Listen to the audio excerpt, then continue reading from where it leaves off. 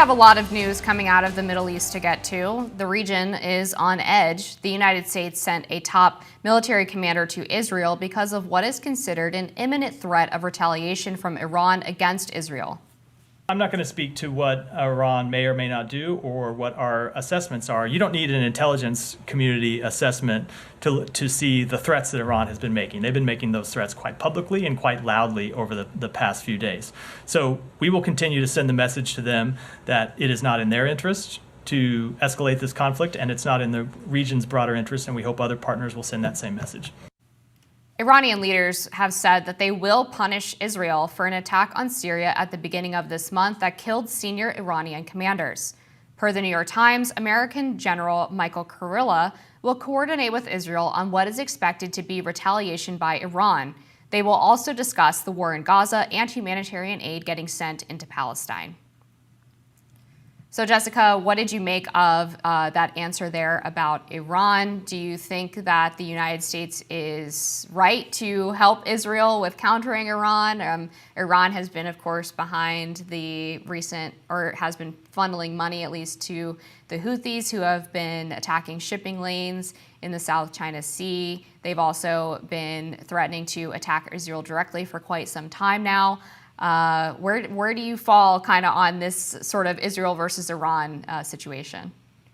Yeah, it just makes perfect sense to me, Amber, that we send, a U.S. military official that's very high profile into the biggest conflict zone in the world. What could possibly go wrong? I don't know. It makes perfect sense to me. They're definitely just there to say, Iran, don't do this. We may have funded Israel for everything they've done in Gaza, and that's why you're very upset with us.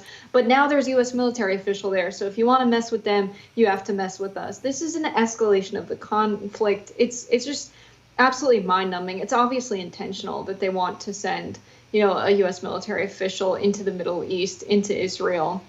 And we don't even know if it's merited to say that what's going on with Iran, that there actually is some kind of imminent attack. We have no idea. The United States government has a history of telling us intelligence that's based on no facts whatsoever, but it is very convenient for their political narrative and their excuses and the path that they want to take in a particular conflict.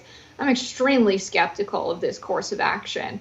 It's just ridiculous, almost unthinkable to say, we don't tell Israel what to do. We're not involved in this conflict. They're an ally and we'll support them with aid. But then, just come up with an excuse. Maybe it's real, right? Let's say maybe it is absolute, fact, and they're 100% certain that there's an attack imminent from Iran.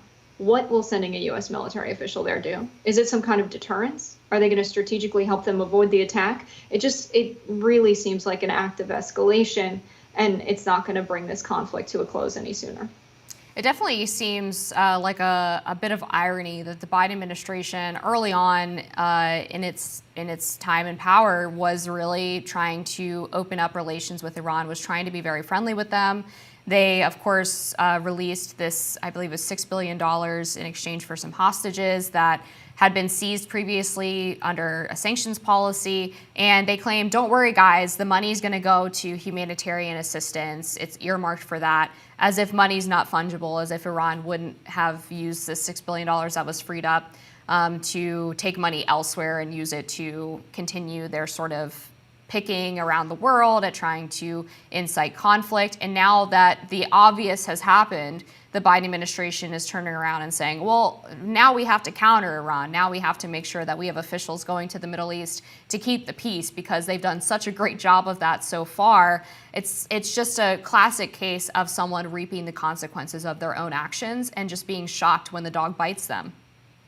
Right. It's like watching a bar fight among people who are too drunk to make any real sense. It's like you have Israel, with a lot more strength than Gaza, just really going at it. And then the idea that some guy, this would be Iran, stands up to Israel and says, hey, I don't think I like what you're doing to this guy. Leave him alone. You're much stronger than him. And then the United States, who is the strong guy's personal trainer, will say, giving them all of their strength, they step in and say, what do you think you're doing, Iran? You're way out of line. It's just a ridiculous course of action to try and make Iran seem like the big bad guys when they're retaliating against Israel, who is just causing widespread famine in Gaza. We'll get to that in a second, has killed 30,000 people. It's a very irrational course of action that's just giving drunk people outside of a bar. But this is international politics in 2024. I want to get back to the situation in Gaza.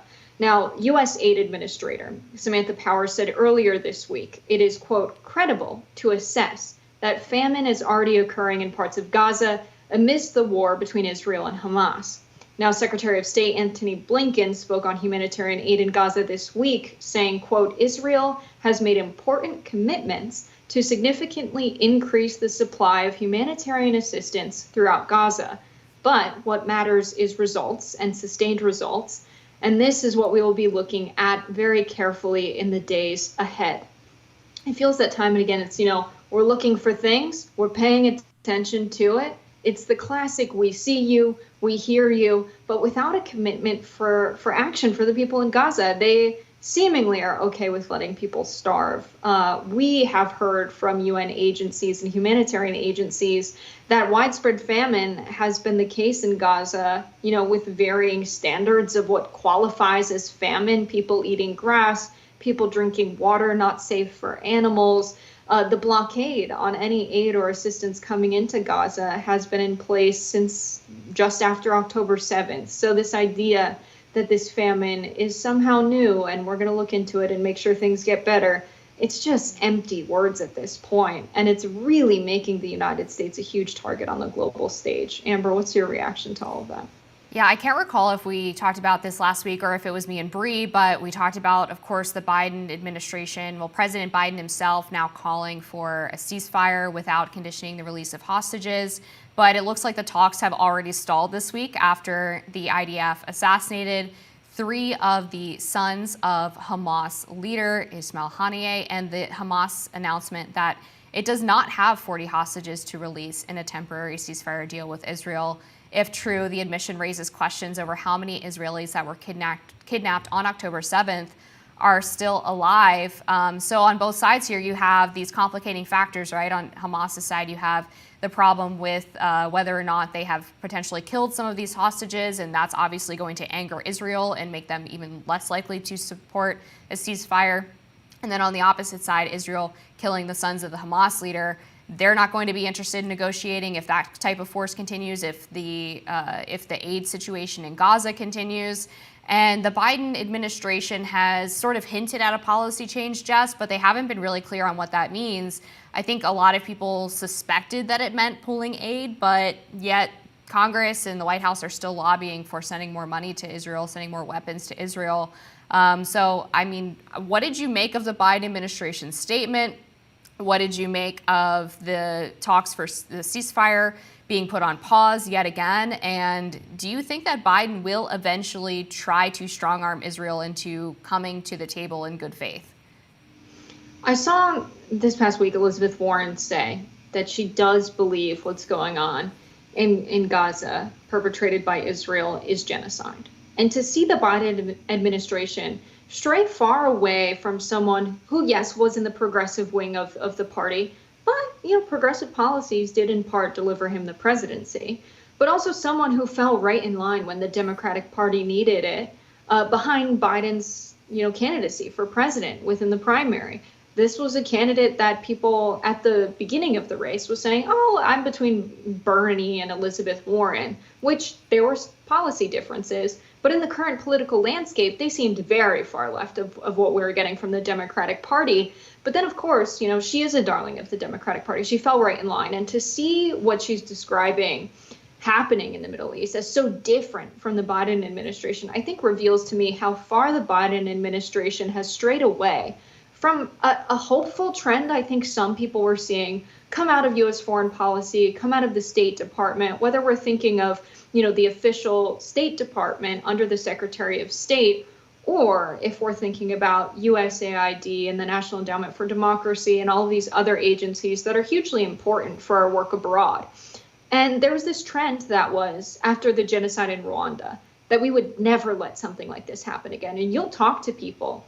I've talked to people who were, at the head of USAID in the Clinton administration. And the biggest regret for so many of these people whose career is making good foreign policy and statecraft and diplomacy, their biggest regret of their career, and they some of them say the half of a century since Vietnam, is not getting more involved in the genocide in Rwanda and stopping it, and that they will never let this happen again. And to have it unfold with Israel, with some of the same language being used by, the perpetrators, and having some of the same actions taken by the perpetrators. And sometimes it's more egregious and at a much larger scale. I mean, the genocide in Rwanda between the Tutsis and the Hutus, it was like you had people fighting with farm equipment. Now you have people fighting with rockets and bombs and missile fire and chemical weapons. And so it's almost worse in this case, but for some reason, we think evil is something that looks like someone with a farm tool, someone that has darker skin, someone who is dirtier, rather than someone who's well-spoken with a nice smile, a suit, and an army to command. That somehow is less evil or can't be just as evil. And that's really what I think we're going to grapple with for quite some time, and people working within the Biden administration now will really regret being a part of and allowing this to happen. And Bill Clinton himself said that he regretted not getting involved in the genocide. When I was at Georgetown, he came to campus and gave a speech, and a student asked him about it, and he said that was one of his biggest regrets while being in office. So I think you're right that there's a lot of people from that time period that definitely feel like they didn't handle that properly. We're going to leave it there. We'll be back. More Rising after this.